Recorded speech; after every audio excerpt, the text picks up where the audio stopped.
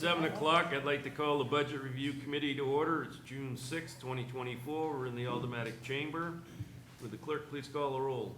Alderman Tim Senate. Here. Alderman Derek Tebow is here. Alderman John Sullivan. I'm here on Zoom as I'm traveling for business. I am alone in the room. No one can hear me. Alderwoman at Large Shoshana Kelly. Here. Alderman at Large Lori Wilshire. Here. Alderman at Large Michael B. O'Brien, Vice Chair. Alderman Richard A. Dowd, Chairman. Present. And also we have 2, 3, 4, 5, 6 here, 1 absent. Also in attendance, we have Matt Sullivan, Community Development Division Director, William McKinney, Building Manager, Nelson Ortega, Code Enforcement Manager, Deb Chisholm, Sustainability Manager, Sam Durfee, Planning Manager, and Camille Correa, Transit Administrator. Okay, we have a quorum. Is there anyone who wishes to testify in public comment on anything on the agenda this evening? Seeing none. Communications. There is none. Unfinished business. None. New business resolutions. None. New business ordinances. None. Tabled in committee. I'd like to make a motion to remove from the table R-24-057 by roll call. Okay, the motion is to remove the tabled R-24-057, which is the budget, by roll call. Would you please call the roll? Alderman Tim Senate. Yes. Alderman Derek Tebow is a yes. Alderman John Sullivan. Yes. Alderwoman at Large Shoshana Kelly. Yes. Alderman at Large Lori Wilshire. Yes. Alderman Richard A. Dowd, Chairman. Yes. 6 for yea. Okay, It carries. R-24-057 is on the table this evening. We are going to be reviewing the Community Development Division. So that we're going to commence with the Community Development, which is on page 171. But Mr. Sullivan, you want to bring your people up instead of? Thank you, Mr. Chair. If we may, that would be great. Thank you.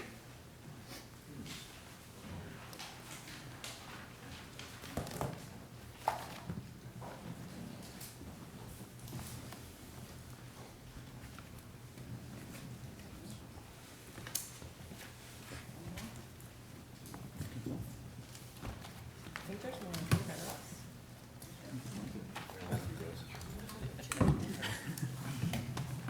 So Director Sullivan, as I mentioned, you can introduce your people. We all know what they do. It's in the book, and we're certainly familiar with all of their departments. So, and then we'll cover the items we talked about. Thank you, Mr. Chair, and thank you to the members of the committee. We will not provide a 5-hour overview of the important work that these folks do. I think we all know of a little event happening at 8:30 tonight that I'm not saying we'll all make it to, but I think there's an important sporting event that some of us would like to see, so we'll try to move through the budget to the extent we can as quickly as possible. Well, thank you again, and I will ask that all the members of the team introduce themselves in just a few minutes, but I'll just start by quickly mentioning the names that you did: Bill McKinney, Sam Durfee, Camille Correa, Nelson Ortega, and Deb Chisholm. They'll introduce themselves as we get into the budget specific, but I just want to first start by thanking them for their partnership in creating the proposed fiscal 25 budget. Always a good opportunity for us to evaluate our progress over the last year, and certainly the progress that we'd like to make moving into the new year. Mr. Chair, if I may, I wanted to just provide a few overview comments before we get into the substantive consideration of the budgets. The first thing you'll note is that our proposed budget increase is substantially above the mayor's guideline. Including benefits increases, we're at approximately a 14.8% increase over the fiscal 24 budget moving into 2025. And we'll explain why as we go throughout the conversation this evening. But the primary modification is actually something that in a way we knew was coming as a result of conversations that happened at the Finance Committee and the full board related to the ongoing costs of providing the services of the Nashua Transit System, and particularly contracted services and other expenses associated with that budget. We'll get into that in more detail throughout the evening, but that results in an increase of $440,000 to $800,000 in the budget. So that alone is a major component of our change year over year, and we'll talk about that towards the end of the agenda. Ms. Correa and I will address that. With the exception of that modification, we're relatively level funded moving into the new year, less the salaries and benefits increases that are contractually obligated. Like all of the departments and divisions that you've heard from, the unknown is, of course, the results of the ongoing collective bargaining unit negotiations, and so that's just an outlier or outstanding item within our budget that won't be discussed in detail tonight. I do know that there will likely be some questions about open positions throughout the division, and I'll be the first one to admit that this has been a challenging year, particularly challenging, I would say, for the division in both retaining and attracting staff. As a result, we have 7 open positions across the division right now. And to quickly overview those, there's 1 in code enforcement, a partial 1 in code enforcement, I should say, a partial employee in community development, 1 in our transit department, 2 in building safety, and 2 in urban programs. This year has been incredibly challenging, and I think you may have questions for the managers, but I'll just speak for them to say that we're very hopeful moving forward that we'll have the support of a new collective bargaining agreement and also all of your support trying to get our teams back up to full staff. So I'll just start by mentioning that, and we can certainly discuss in more detail. I also would just like to comment on the fact that, again, while we'll talk about the transit budget in more detail this evening, I do want to just comment that we've had prior discussions about the likely increase in the operational budget. We've known this was coming certainly for the last year, but I would argue for almost 2 decades, in the sense that we've sort of stable funded our transit system for many, many years. But I want to thank this committee and certainly the Board of Aldermen for their support of recent modifications to the contract with our transit provider, our contractor. While that certainly has somewhat put us in the position that we're in, it was necessary to keep the full complement of services offered throughout the community, and so we just want to thank you for that support. And before I pass it off to the departments and Bill McKinney to open up, I'd be remiss if I didn't thank the mayor and the budgeting team, particularly CFO Griffin, Administrative Services Director Tim Cummings, and Chief of Staff Megan Karen for all of their partnership. We recognize that they're in a challenging position of creating a constrained budget within the guideline, but they were also very supportive, I think, of each of the departments this year in understanding that we have needs and we have resources that are necessary, and for their support in presenting the budget that's before you this evening. So I just want to thank them for their consideration and support. With that, Mr. Chair, I'd like to pass it to Bill McKinney, if that's the first order of business on the agenda. I believe it is, to talk about the building safety department. Before that, when anybody answers a question or speaks, identify yourself so the transcriptionist will know who's talking. So, all right. So, yeah, the first item is building safety, which revenues are on page 176, as well as appropriations. Ms. McKinney? Good evening. Thank you for allowing us to be here this evening. I'm Bill McKinney. I'm the building official and the manager for the Department of Building Safety. And I'm here to present our 2025 fiscal year budget. So for fiscal year 25, we're proposing a budget for the Building Safety Department of $909,146.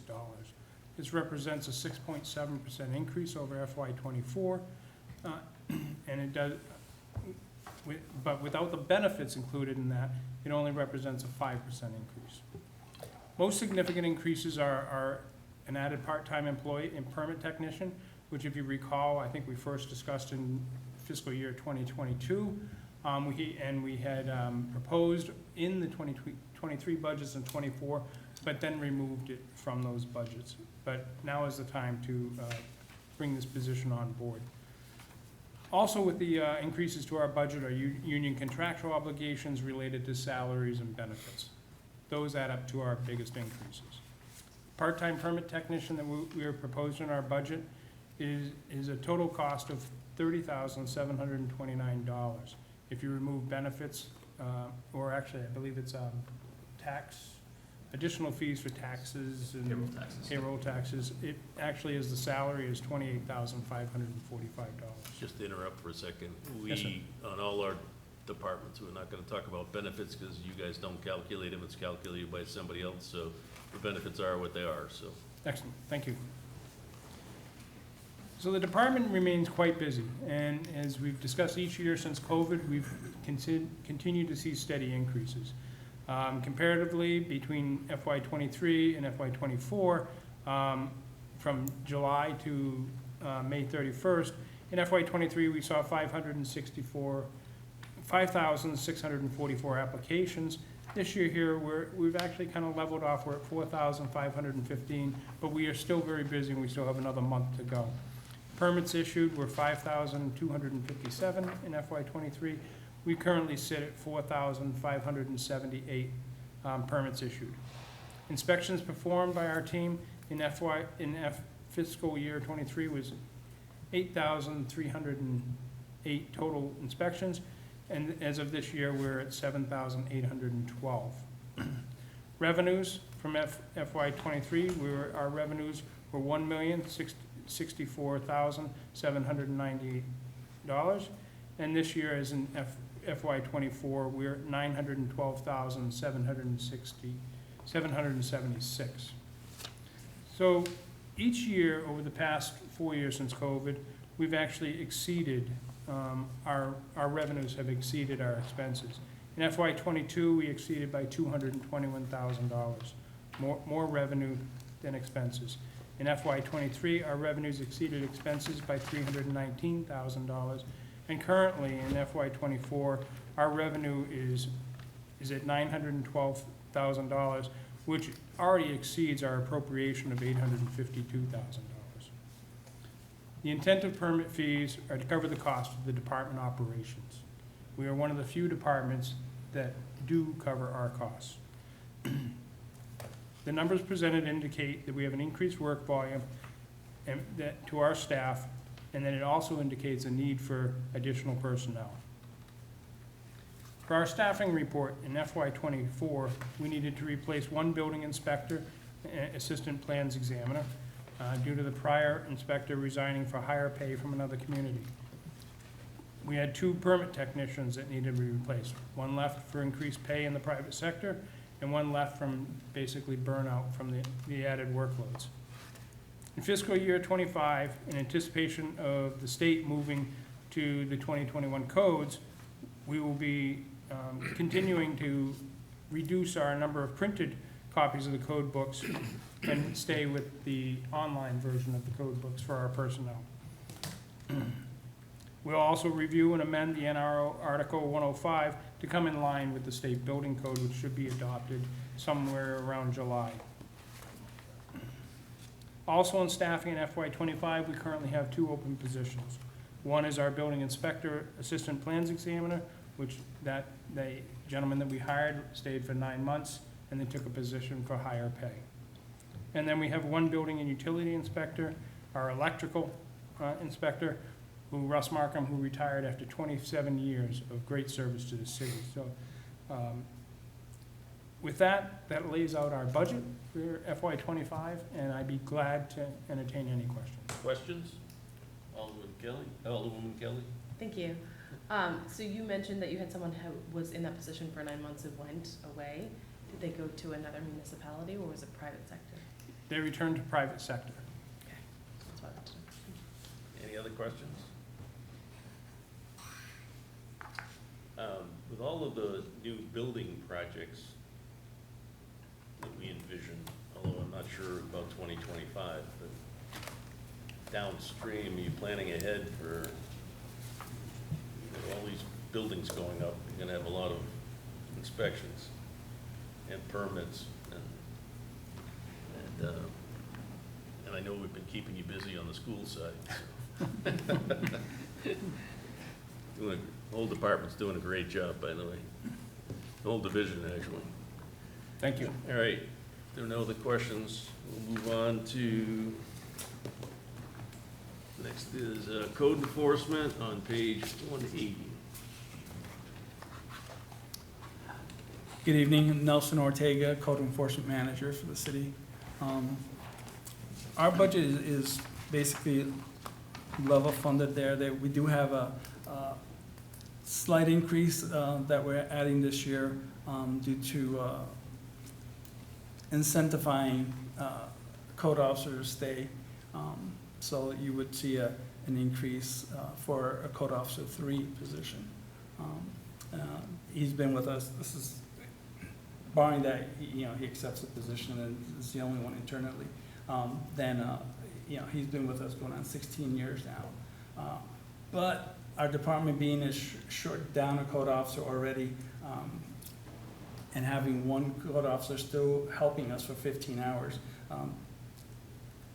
we had to take a look at what we can do to not have another code officer leave at this point. The code department right now currently has about open 300 complaints at the moment, and that's because we're so back to back that there's some that we probably haven't even put in the system yet. The code officers, so far for this year, they've been 1,253 inspections done, just in code enforcement, with either going out there and getting it going, but we still have out of that, the 300 that are still open. And they're coming in, it's that time of year, they're gonna be getting more and more. So that's kind of where we stand in code enforcement at the moment. Questions for code enforcement? None? Thank you. Thank you. All right, we'll move on to sustainability, page 183. Hi, good evening, Deb Chisholm, Sustainability Department Manager. I hate when we lead off with Bill, because Bill has so much to say, and then we get to mine and I go, it's kind of the same as last year, mostly. He's doing his inspections, we don't like him to talk too much. Really, if you look at the information provided, the biggest nut there is there's a charge for other contracted services. That's our covering our expenditures for invasive species management. We team up, every other year we team up with the Department of Public Works, and that's this year, but next year it'll just be the Nashua River that gets treated. That has a tendency to make our cost a little bit higher, but we do get supposedly 50% of the cost is covered by the state. So what we have in here is funding that will cover us for all of the treatment that's going to be happening coming up this year and the very beginning of next year. So it's a smidge higher this year than in other years.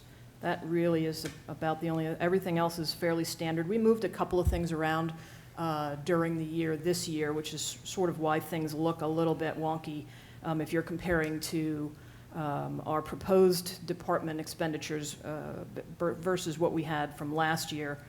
With the new sustainability plan, we made a couple of changes and decisions about improving our community outreach. And so that gave us a little bit of an increase in our clothing and our marketing and outreach line items. But as you can see, for fiscal year 25, we've kind of gone back to our standard numbers. So the numbers in that category will be a little bit less than this year. Questions? Alderwoman Kelly? Thank you. Level funding, lovely, but nice to hear that we'll be working on invasive species. It's important work.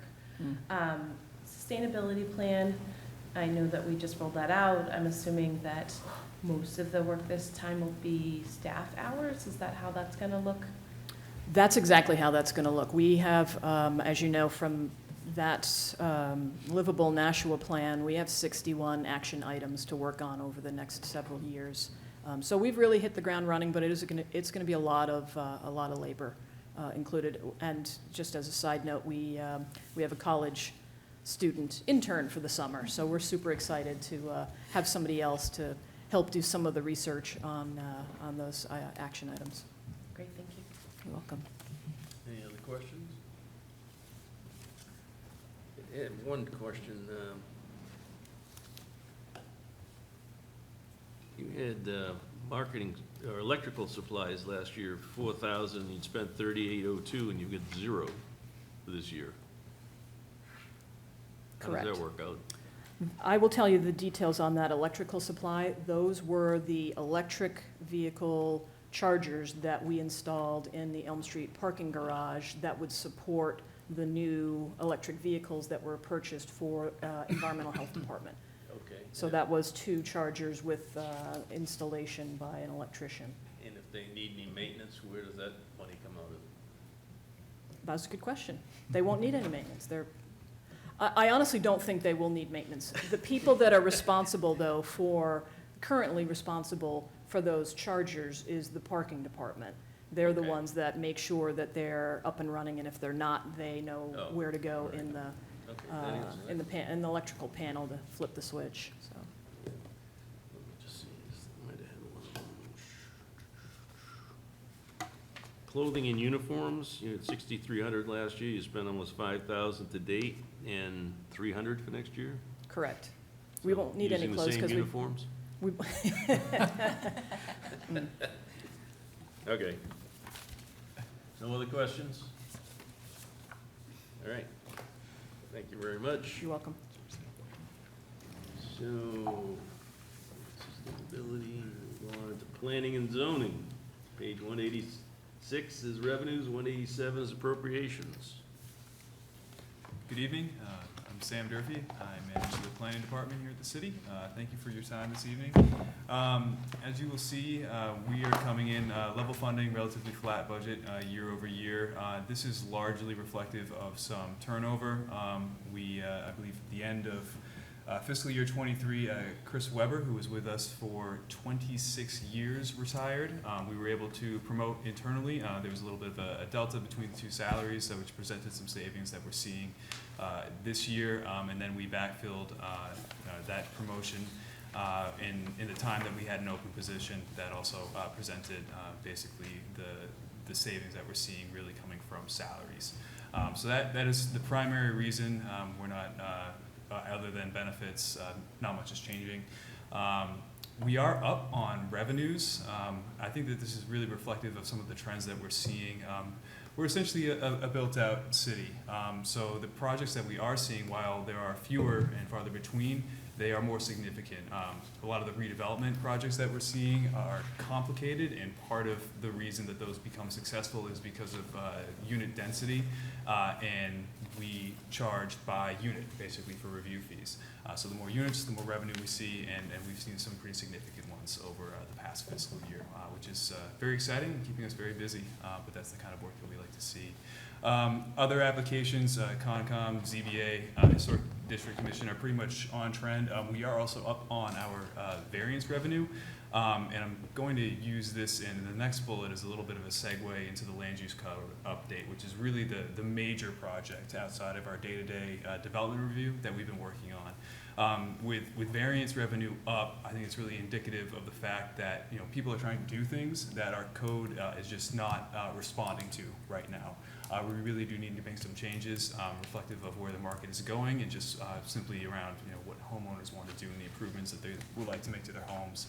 And so that, as well as an unfortunate reality that we are living right now, is we've seen a pretty significant increase in the number of appeals. Those are at the planning board level, they're at the zoning board level, and at the administrative decision level as well. Again, reflective of a code that is, I hate to use the word outdated, but in a way it is. We're working with terminology that's not current, and we have to make interpretations, or we have to just uphold the code as it's written, and that doesn't always agree with the market, applicants, residents, abutters, and there's inherent conflict that comes from that. And it takes a lot of our time, a lot of right to know requests, court appearances, and the preparation and the work that goes into responding to all that is significant.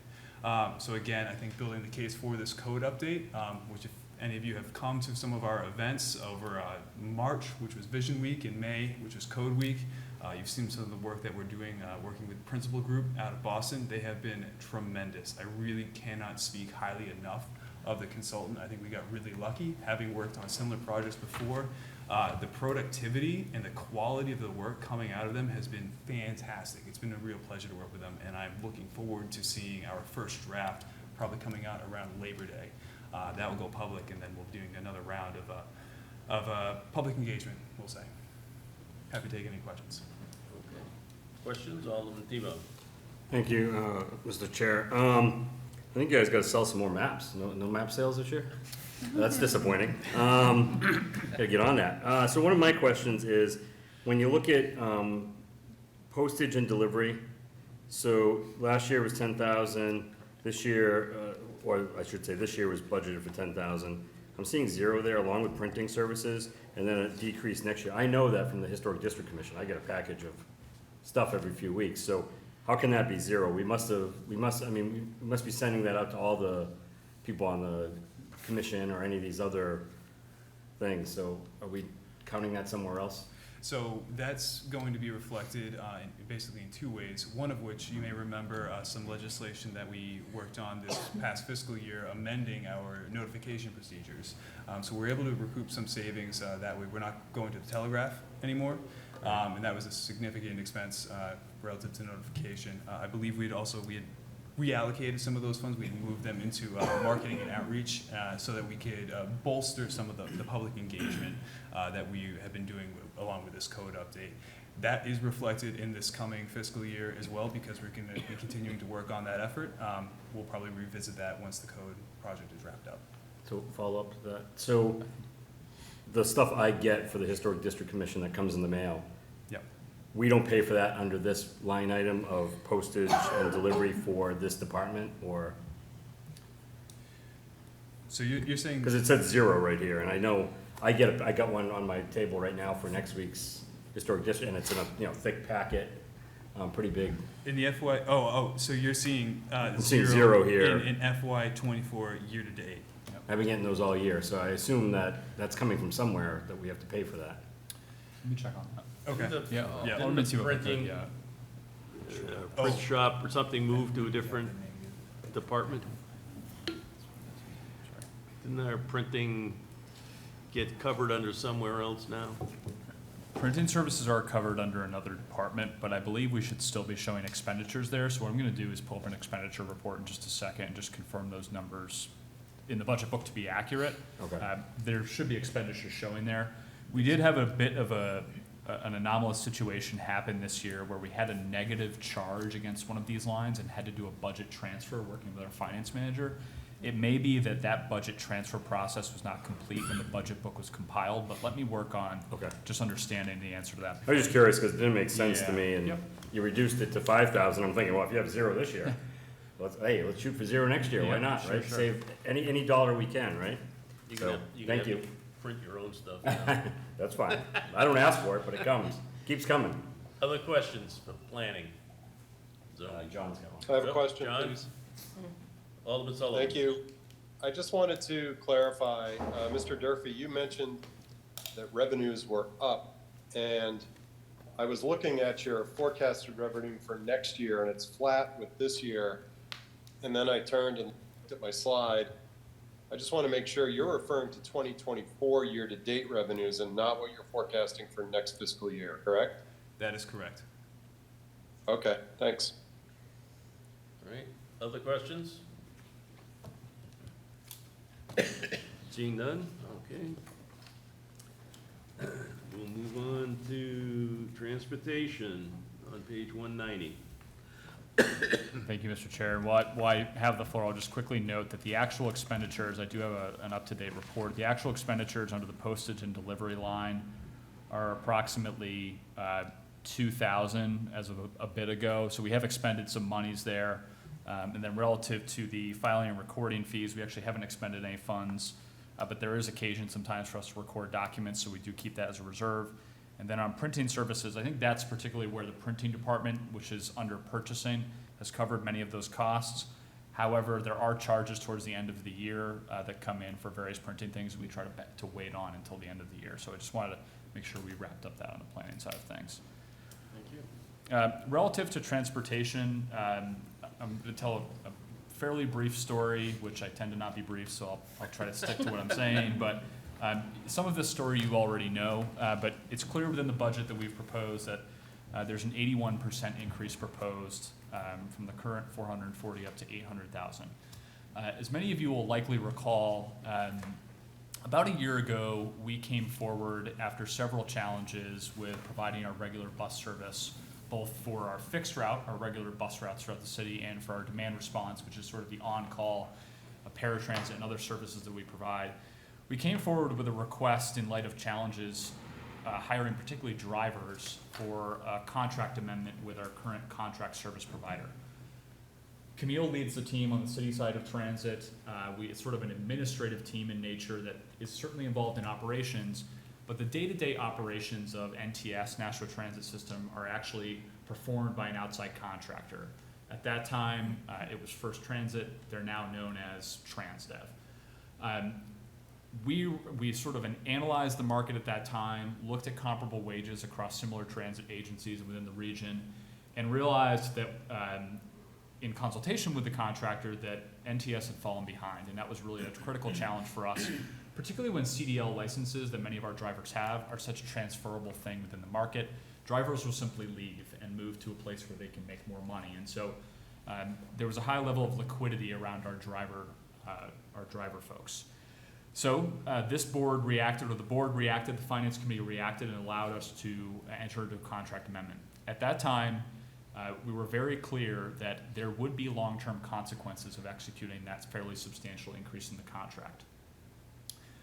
Further, we recognized that, as with many of the departments across the city, there were unprecedented levels of inflation happening around vehicle purchases, maintenance to those vehicles, and other expenses that the transit department customarily incurs. And so there were other forces that were greatly exacerbating and creating increased costs within the transit budget. And so what we said at that time when that contract amendment was going through was, the city for many, many years has level funded or near level funded its transit services. And I'll talk about that budget in just a little more detail in just a second. There will be a time where the city needs to have a conversation about what the value of transit really is, public transit is within the community. I made several representations at that time about the criticality of transit. I'm not going to belabor you with that and preach, but as I said at the time, although our ridership is in the hundreds of thousands and not in the millions, those hundreds of thousands of riders often have no other alternative to get around the city of Nashua and in the region. And so while this is a small number of riders in the hundreds of thousands, these are folks that are a vulnerable population. They depend upon the service that NTS provides. And so the idea that we cut routes, we cut back service, we can certainly entertain that, but like anything, it will be very challenging to select where those cuts should be made. And so we really seek long-term to make stable service available and keep what we have. And so over the last year, we've been working to understand the real budget needs of the transit system. And I should remind everyone that the city provides about 20% of the total, much less than, I'm sorry, right now, but the city provides about 10% currently of the total operating budget for the transit system as part of its local allocation in the budget. That is not what is necessary. We in fact need more like 20% of the overall operating budget to be provided by the city. And so working with Louise Woodworth, the finance coordinator for the transit agency, Camille and her leadership and the team there, and with our finance manager, Janet Graziano, and CFO, John Griffin, we determined what the real number was that we would need to run the system over the coming years, assuming that we don't find supplemental sources of funds. And so that number is the number before you this evening. It's $800,000, and it is what we believe is necessary to keep providing the service that we're providing today. There are other forces at play. It's possible that increased federal money could become available, though unlikely. It's possible that other state funding sources could become available, and we've seen some of that over prior years. It's possible that Camille and her team find other revenue sources through private contracts and the like. But we don't want to depend, or we don't want our everyday service to rely on finding those other sources. And frankly, I think that's what the city's done for decades, and that's no criticism of any prior board or administration, because it's been successful. But we are really at a precipice where I think we need to reevaluate that approach. And so we're happy to talk through, what the $800,000 is, but again, it represents approximately 20% of what we anticipate to be a $4 million operating budget or thereabouts heading into the new year. Certainly there are contractor implications, but there are other forces at play with increased costs of providing the service. I will just close by saying, and I'm going to ask Ms. Correa to just make a few comments to follow up anything I've missed, but we did contemplate smaller increases, 600,000, 500,000, 700,000. And there were conversations about what cuts would be needed, what routes would be trimmed, or whether we simply would come back for a supplemental appropriation in the future, or whether we would come back in the fiscal 26 budget and ask for $1.2 million. we felt it was in our interest to come forward with the ask that we need and the one that we think will provide stable service for years to come, recognizing there will be a need to follow the budget guideline in coming years. That's why this $800,000 is here. So with that, I'd like to ask Ms. Gray just to add any comments that I might have missed, and hopefully we can get your support on this evening for all the riders of the system. Knowing that we have an 8:30 Can deadline. you identify yourself first? Camille Correa, Transit Administrator. Knowing that we have a 8:30 deadline, I don't have anything to add to what Matt had already stated. He did a great job providing an overview. If you have particular questions, please don't hesitate to ask. And if you have questions that we need to provide additional data later, I'm happy to gather that information for you and provide it at a later time. Any Thank you. questions? Don't be mad at me. Alderman Kelly. Well, I'll comment on, you know, what you put before us. It makes sense to start to think about how we're going to do this instead of worrying about how we're gonna keep it moving. I think that was a point that I heard as an alderman multiple times, that our buses are, you know, we're not up to service, what's going on? And of course, that was COVID, but as we're building back, I like the forward thinking around that, so, thank you for bringing that forward. I wanted to ask my favorite question, which is, as we're looking to, in your FY25 objectives, you're going to replace some small buses. How are we approaching the new technology and green vehicles? I know that they're not necessarily mandated because they're not passenger vehicles, but I would like to see us start to move away from diesel and other types of vehicles, especially if we're going to invest in our transit so deeply. Camille Correa, Transit Administrator. There have been many discussions lately in regards to what type of vehicles will be available for the smaller buses. There's been a lot of conversation over the last few years about the larger buses, 30-foot and above, all the way to 45-foot, and also the articulated buses that look like they have an accordion in the middle that you see in the larger systems. And what we have found is that due to COVID, due to supply chain, and due to additional costs, there are less vehicle manufacturers available at this time. However, the conversation is still there, and the conversation is about how do we make the smaller buses electric? How do we make them green? How do we provide alternative fuels? And at this time, you'll see coming up in the near future that we will be presenting a CNG vehicle. It's the first in our fleet to be a smaller bus with the CNG fuel. Our larger buses, we have at right now 9 Gillig CNGs, 1 Eldorado CNG, and then 2 hybrid electric vehicles. So this will be the first in the fleet for the smaller vehicles. We did want to purchase an electric vehicle to replace a diesel vehicle. And what we have found is right now the capacity for the mileage doesn't go as far as our vehicles travel in a day. The furthest that we can find that an electric small vehicle will go is approximately 100,000 miles. Or excuse me, 100 miles per day. That's a lot. Boy, that was a lot, wasn't it? I was like, boy, we should be buying those, right? And also that they cannot support any auxiliary equipment such as a header sign or a lift. And so therefore, they're still working on the engineering portion of it to have affordable vehicles that can go further distances and also support the auxiliary equipment. And some of the conversations are going as far as working with BAE for the larger vehicles and possibly the smaller vehicles. And I spoke to BAE not too long ago, and they stated that it can always be something that they talk about, but it does take about 2 years to develop that type of technology, especially if you're working with a hybrid electric type of technology moving forward for a smaller vehicle as well. If I may. Follow?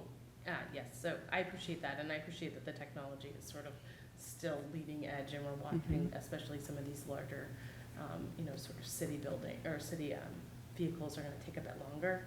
I just wanna make sure that it's still top of mind and that we're looking at it each time we're replacing, because it's only gonna get better and better. And like you said, they said it'll take 2 years to put something together, so I wanna just make sure that we're ahead of it and always replacing with what we think is gonna be the most efficient at the time and keeping our eye on it. Absolutely, thank you. Other questions? I'm the only one asking questions today. Just a question, for the, mostly for the public. So the fares that we collect for the bus riding and the advertising, where does that money go? You mean about how is it used for the budget?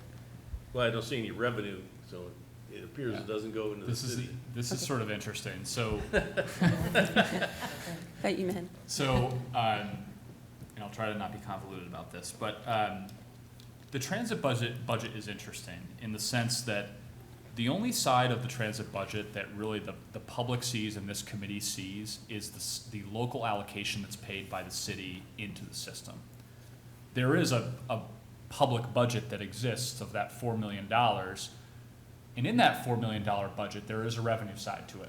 One of the revenues is advertising and what we refer to as fare box and other revenue contracts. But those monies are sort of dedicated to matching the federal grants that come in. And so those revenues are sort of reserved in a way towards matching the federal transit grant. But you don't see those revenues reflected within a budget in your budget book. I hope that makes some sense. It makes sense. The only reason I ask it is that question might come up at the public hearing. Absolutely. So Yep. you want to be ready to answer it. And in addition to the matching funds, some of the funds that you just spoke about are also non-matching funds. So they go towards the expense right off the top and are subtracted from the overall expense that month. And then the rest of the expenses flow into working with and matching funds against the federal grant. Okay. Yes. So they are used for the actual budget. And I should just be clear, they still go to the general fund. They're not going to an enterprise fund or some special fund, but we account for them in the budget as a revenue to sort of offset additional revenues that would be needed. So they're still going to the general fund. They're not going to some special revenue fund or enterprise fund. So in the budget, they're outlined as either matching or non-matching. All right. Alderman Sullivan, did you have a question? I did. And since this budget's going up 81%, and Director Sullivan, don't you think it would make sense for us to publish that full budget just so it reflects like every other department in the city, so we see revenues on one side and appropriations on the other? I think it's important because we can talk about it, but to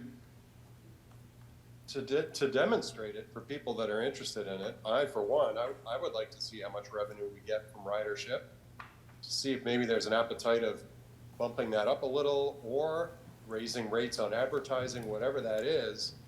I'd be interested to get a full view of what this budget is, as opposed to basically a one line item where we see grant funds come in and then we see grant funds go out. I'd really like to see a full picture on it. Director Sullivan? Yeah, Alderman Sullivan, we're happy to provide that. The only, and I don't want to speak on behalf of CFO Griffin, but I do think there's concern about including it in the budget book because of the nature of it, but I am happy to provide it so that everyone has it, so you have insight into the moving pieces. I also, and I've thought about this a couple times, it might be worth having a special discussion at some committee about how that budget works. It's come up at Human Affairs a few times, and so perhaps there's occasion for a special conversation dedicated to fares and revenues and how all of that works. But I'm happy to provide our draft budget after this meeting so that you have eyes on that, Alderman Sullivan, and make it a publicly available document. The only caveat to that being that that budget changes throughout the year based on grants and other things that we receive, and so it's sort of a snapshot in time, but I see no harm in releasing a form of it. Yeah, I think that would be, there's no objection to that at all. I appreciate it, and to your comment, I think it's been demonstrated all budgets change throughout the year, and you know, I'm okay with that understanding that it is a snapshot in time revenues, et cetera. But just for me, I would like to have some clarification. With such a large jump in the budget year over year, I think it's fair to see the entire view of revenues and appropriations. And I appreciate that additional information. Understood. Happy to. Okay. Any other questions? Alderwoman Kelly? I've had this question since the beginning, but I'll ask it here. So it's showing that your department proposed and the mayor proposed are aligned. That is the case. The mayor is still behind this, whatever, it's 14% increase for the entire division. Yes, yes, Okay, that is includes correct. everything you're talking about. Yep, and to be very clear about that, you know, like what I said at the beginning, I don't think the mayor, you know, he recognizes the value of public transit. I'll put it that way.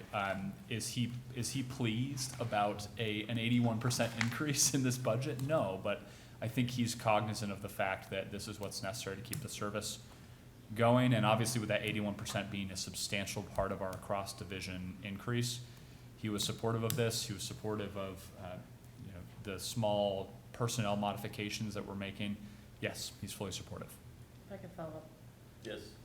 Just to Alderman Sullivan's point, with the bigger budget in mind, and I have no idea what this is there a potential that you could, if we were to say raise rates, would that cost to the city come down? So the answer is yes. Of course, the calculus is what would the implications be to ridership? Sure. And that's a very complicated thing to work out. And so, you know, we've heard and you've seen across the country, some communities are able to go to fare-free public transit systems because their ridership is so successful that they're then able to secure more federal money and they can sort of survive without fares coming in. We unfortunately need fares to buy down the need for a local allocation. We've talked about fare increases, and I think that should very much be on the table. We're having an ongoing discussion about it right now. But there's a sort of sweet spot that we need to get to with fares where we're not overburdening our riding population too much and disincentivizing use of the system, or frankly making it impossible for them to ride. And But to it's a good clarify, question. I'm not necessarily I saying know. that is the Yeah. answer. I was just, Sure. All set. I'm good. All Thank right, you. The next item is urban programs, but it's all operating costs of the department are funded by federal grants, so. Mr. Chair, if I may, I'll just quickly comment on this, and I'll also recognize that I skipped over my own budget at the beginning, so I apologize for that. So I'm happy to cover that now, if that's okay. Urban programs, though, is 100% federally funded. We have 3 programs within that department: the lead program, lead abatement program, our home program, and our CDBG program. And so those folks are all funded by the federal government. But that actually is a good segue to the primary and the only modification within my budget. And that is that we are suggesting a modification to one of the positions within urban programs to make them an 80% urban programs employee and a 20% community development employee. This is somewhat based on a particular skill set that an individual has, but also based on the need for additional project management oversight to assist me with some of the construction projects that we're involved with, like your Voice Your Choice, like the Library Plaza project. I'm the first one to admit that there's some level of construction management and project management that I don't have, and so we have an individual that is well positioned to step in and assist those projects, and so they will be joint funded. That's the primary reason for the increase in the salaries and benefits within my budget. I just wanted to quickly say that within the contracted services line, I know this is always a bit of a black box of what's in there for the finance or for the budget review committee. There are a couple things contemplated for next year. One is an impact fee review as part of Manager Durfee's work in the land use code. Another is some potential corridor study, and then we always try to have funds available in the event that we want to do some level of concept or other design on different sites throughout the city. And so we don't have a specific program for how we intend to use those monies, but I wanted to give a little bit of insight into what we're thinking into the coming year. But just to close out, in the urban programs department, no implications to the budget on the city or general fund side. Alderman Wiltshire?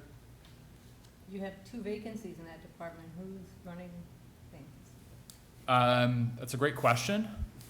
For the time being, don't everyone laugh at once. I am running the department for the time being.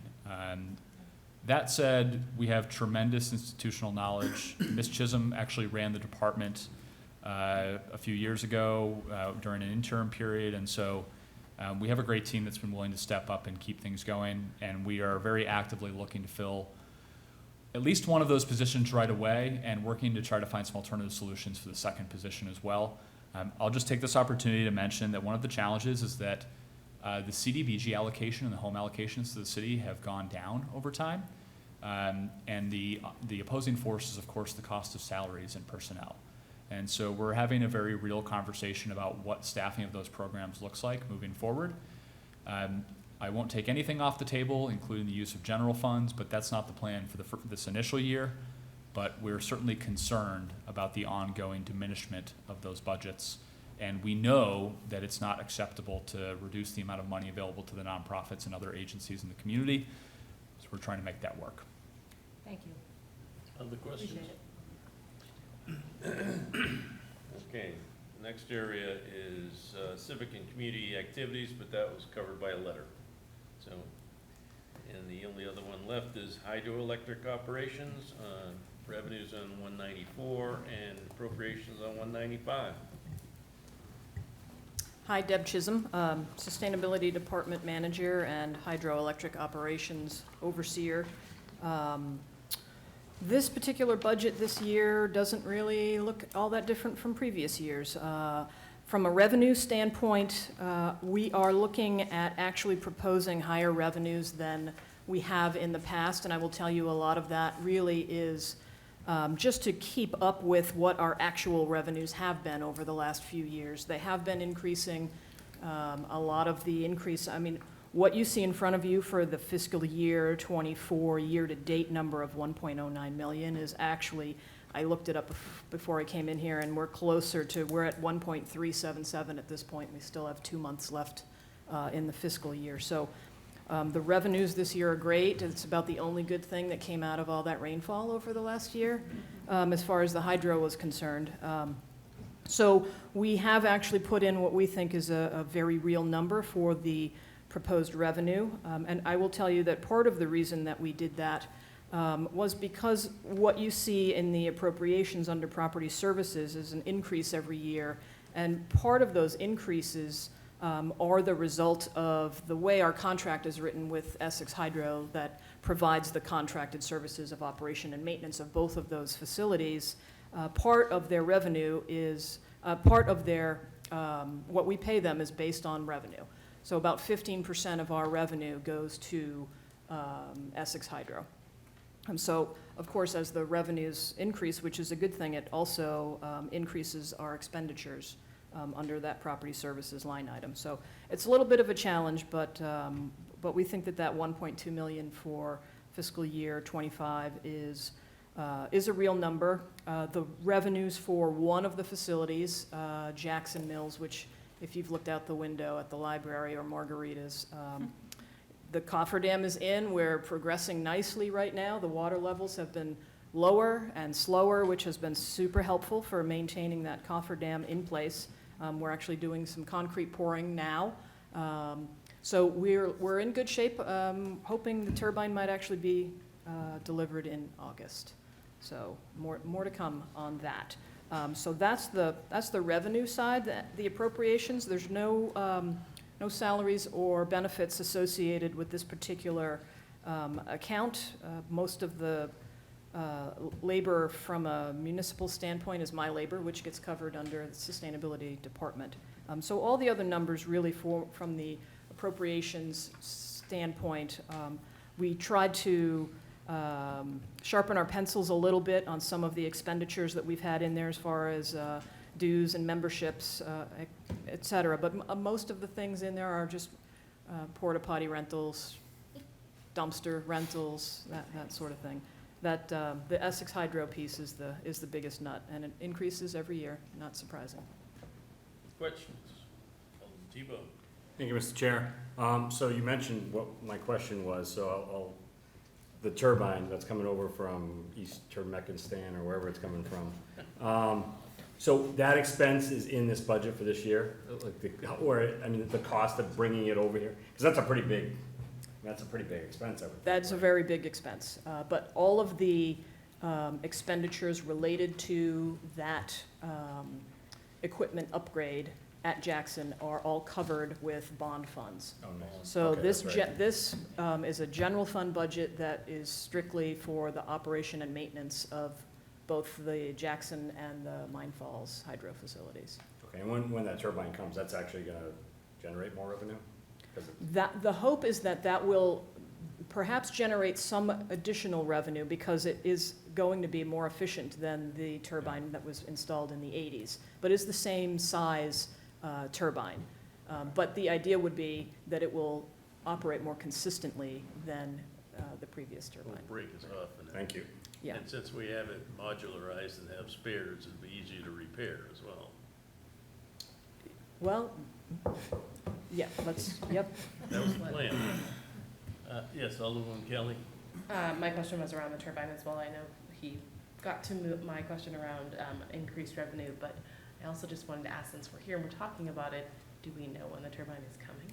Because I think there was a delay in it being kind of stuck. Was that? There has been a delay because we don't want the turbine to show up too early, as there are specific requirements relative to how we store the equipment while it's waiting to go into the powerhouse. So we had made the decision to leave all of the equipment in the Czech Republic until we knew we were ready for it. And so I have contacted the vendor, and they are looking to ship probably the middle of June. But there's no real way of telling exactly when it will get here. I'm hopeful to get updates once it's actually on the container ship. I'll let you know.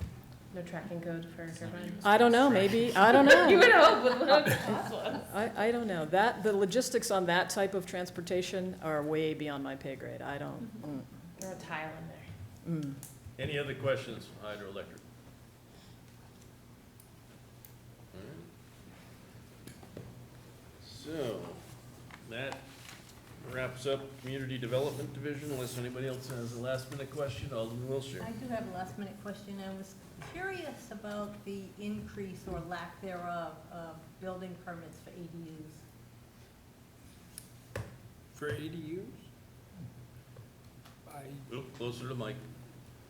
I don't believe I'd really have an answer for that. I mean, if people apply for permits for ADUs and they're approved for their, I still believe it's a special exception, then they're treated like any other construction project in the city.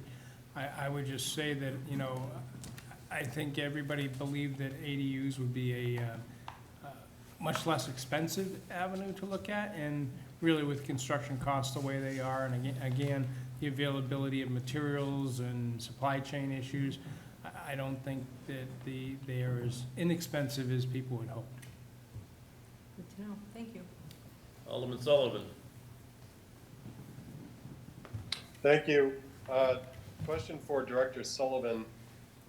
I'm looking at your appropriations, and it's through the end of March, and you're at 3.174 million. I'm wondering if you have an idea at this point where you think you'll finish fiscal year 24 as it relates to appropriations.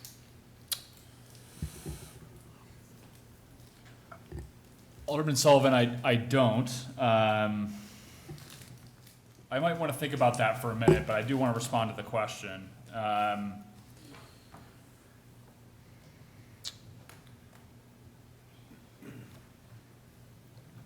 I expect that we will end more around 3.6 or so, but that's a bit of a, I'll characterize it as a wild guess.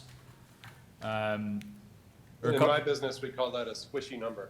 Yeah, let's call it a squishy number. You know, the tricky thing is that, you know, and I alluded to this at the beginning, but we've had, you know, you could refer to it as savings, you could refer to it as something else, but we've been down personnel. And so we have some sort of false deltas in there, I think. We're not really saving money, and we've had, you know, thankfully very limited, but some diminishment of services because of those vacancies. And so I'm not happy with the savings, I guess I would say, because it's just meant that we've had vacancies across the division. I understand. I appreciate it. Thank you. Any others?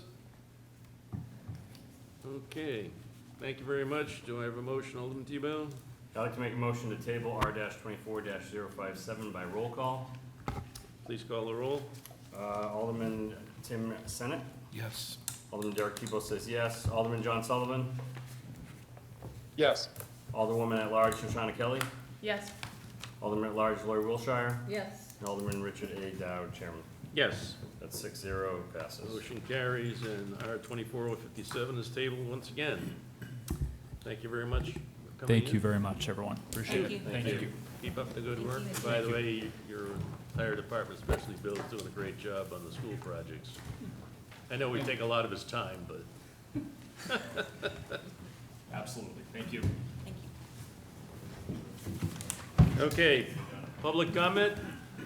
I don't see anyone, so there's none. General discussion? None. Marks by Alderman. Alderman Tebow?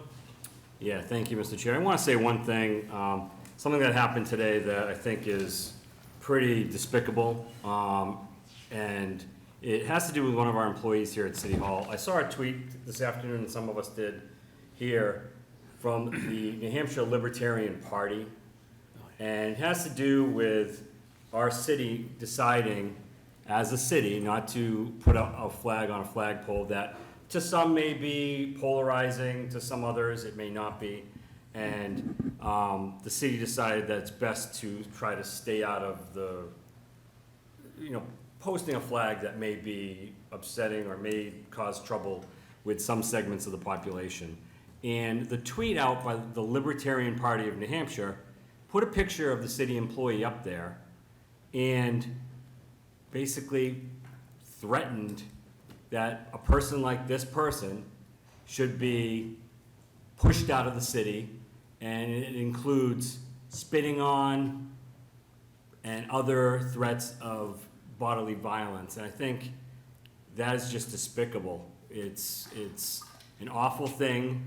Whether you agree or disagree, a party, like a whole party coming out and saying that, if you're a libertarian, I'd be shocked and shamed of your party, because there's just no place for that in this city. And I think, I hope, nothing happens to this employee, because now it's been put out there. And I'm sure a lot of people, I see it, and I don't follow the Libertarian Party, so other people were tweeting it out, and it went out there.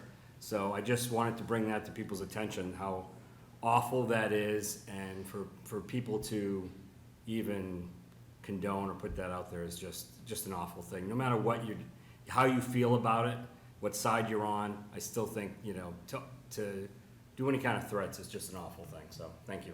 Okay, any other aldermanic comments? Seeing none, Alderman Tebow? I'd like to make a motion to adjourn by roll call. Motion is to adjourn by roll call. Please call the roll. Alderman Senate? Yes. Alderman Derek Tebow says yes. Alderman John Sullivan? Yes, please. Alderwoman at large Shoshana Kelly? Yes. Alderman at large Lori Wilshire? Yes. And Alderman Richard A. Dowd, Chairman. Yes. We have 6 yeas. Motion carries, and we're adjourned at 8:04 PM.